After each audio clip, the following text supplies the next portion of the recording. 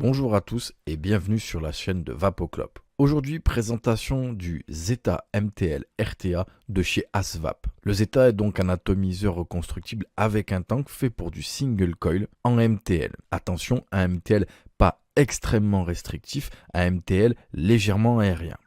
On va le voir avec une petite manipulation à faire avant de mettre son coil pour avoir une chambre d'atomisation cernée de céramique pour une meilleure restitution de la saveur et dissipation de la chaleur. À l'intérieur du kit, nous trouverons bien entendu le Zeta et une boîte comprenant à l'intérieur un sachet avec des joints de remplacement, un tournevis. On le voit ici, deux petits morceaux en céramique. On aura besoin d'un seul morceau, mais au cas où nous le cassons, ils en ont prévu un deuxième. Un petit peu de visserie et on le voit, des résistances préfaites. Au niveau du Zeta, il mesure une hauteur de 41,8 mm pour un diamètre de 22 mm.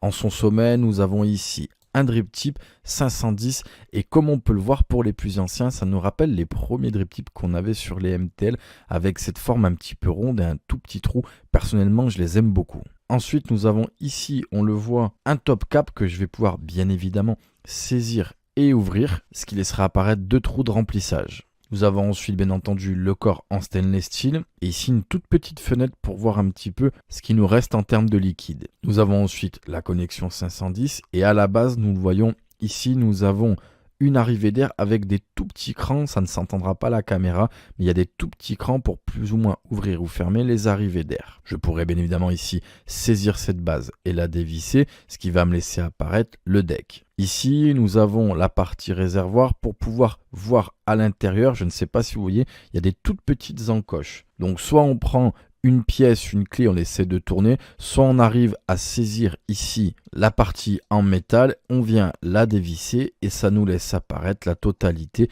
du réservoir. À l'intérieur ici, vous le voyez au niveau de la chambre d'atomisation, il y a une cloche en céramique. Ici, nous avons le réservoir que nous pourrons bien évidemment dévisser. Je viens comme ceci revisser cette partie. Et nous avons ensuite le deck de reconstruction. Comme on peut le voir au niveau du deck de reconstruction, on a deux gros trous pour pouvoir mettre les cotons qui va venir récupérer le liquide ici. Le liquide va passer, on le voit, par tous les petits trous au niveau de la base de l'atomiseur. Nous avons ensuite bien entendu un isolant en pic et ici on le voit la cheminée. Nous avons ensuite sous la base, on le voit, des petites vis qui donnent accès ici aux deux petits trous pour pouvoir mettre la résistance. Mais avant cela, il faudra prendre ici sur la droite de l'écran la petite pièce en céramique qu'on va venir mettre tout simplement ici à l'intérieur. Une fois cette pièce en céramique, quand la cloche viendra se refermer, la résistance sera prise complètement dans une chambre en céramique. Ici, on va dévisser les vis pour pouvoir placer la résistance. Je prends donc le tournevis qui m'est fourni avec et je viens dévisser les plots. Ici, les plots sont dévissés. Normalement, la marque a pensé bien entendu à laisser la bonne longueur de patte. Nous allons voir ça. Je viens placer ma résistance dans les trous prévus à cet effet. Et comme vous pouvez le voir ici, je peux placer la résistance jusqu'au fond. Là, ici, ma résistance touche presque l'arrivée d'air, donc il ne faut pas qu'elle colle le deck. Ici, je vais un tout petit peu ressortir ma résistance. Comme vous pouvez le voir, je laisse quelques millimètres entre ma résistance et la base. Je viens ensuite resserrer mes plots. Ici, ma résistance est montée. Comme vous voyez, j'ai laissé un petit peu d'espace pour que l'air puisse venir lécher la résistance correctement des deux côtés. Ma résistance tient correctement. Je viens vérifier la valeur de ma résistance. Ma résistance est détectée à 0,95 ohms, donc presque 1 ohm. Je suis réglé à 12 watts. Je vérifie que ma résistance chauffe correctement de l'intérieur vers l'extérieur. C'est le cas, nous allons passer au cotonnage. Ici, j'ai pris une longue bande de coton. Bien entendu, elle n'est pas très épaisse puisque vous l'avez vu, la résistance n'est pas extrêmement grosse et les trous pour pouvoir mettre le coton ne sont pas énormes non plus. Pourquoi?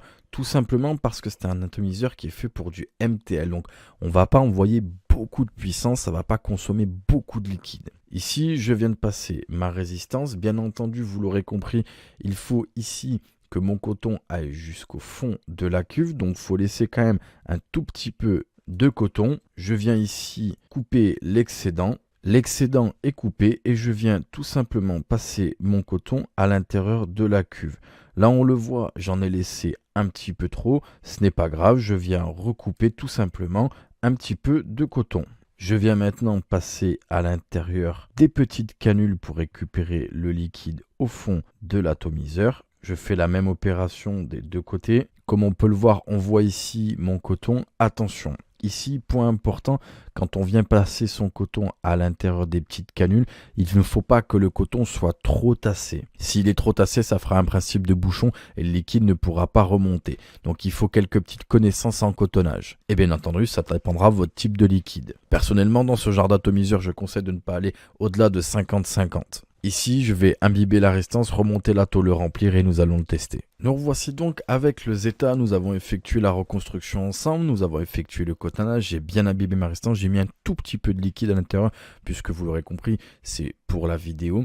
Je suis donc réglé à 12 watts, j'ai toujours la même résistance en termes d'ohm. J'ouvre ici mon arrivée d'air à fond, en MTL, c'est un liquide un petit peu particulier, fruité, et on teste ça.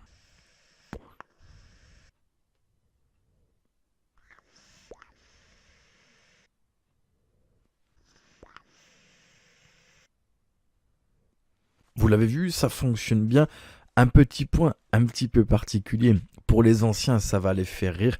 Mais avec ce type ici de drip tip, cette toute petite sortie, même si la vape est froide, tiède, on a cette impression de chaleur en bouche qui vient un petit peu picoter les lèvres. Moi, j'aime beaucoup. Ça me rappelle les premiers atomiseurs. Bref, après la nostalgie, parlons un petit peu de l'atomiseur. En termes de restitution de la saveur, j'ai une restitution de la saveur qui est vraiment correcte. Là, je sens toutes les nuances fruité de mon liquide et j'ai un bon hit typique des MTL qui vient juste piquer un petit peu ma gorge comme il faut et il s'arrête. J'aime beaucoup la restitution du hit de cet atomiseur. Ensuite, en termes de cible visée, vous l'avez vu, la reconstruction est assez simple mais un petit peu particulière. C'est des decks qu'on n'a plus trop l'habitude de voir, donc il faut à mon sens un tout petit peu de connaissance puisqu'il y a aussi après le cotonnage où il ne faut pas se tromper, il faut mettre vraiment la bonne quantité de liquide de coton à l'intérieur de la canule. Donc à mon sens, quelqu'un qui aime le MTL dans un atomiseur reconstructible et qui a un tout petit peu d'expérience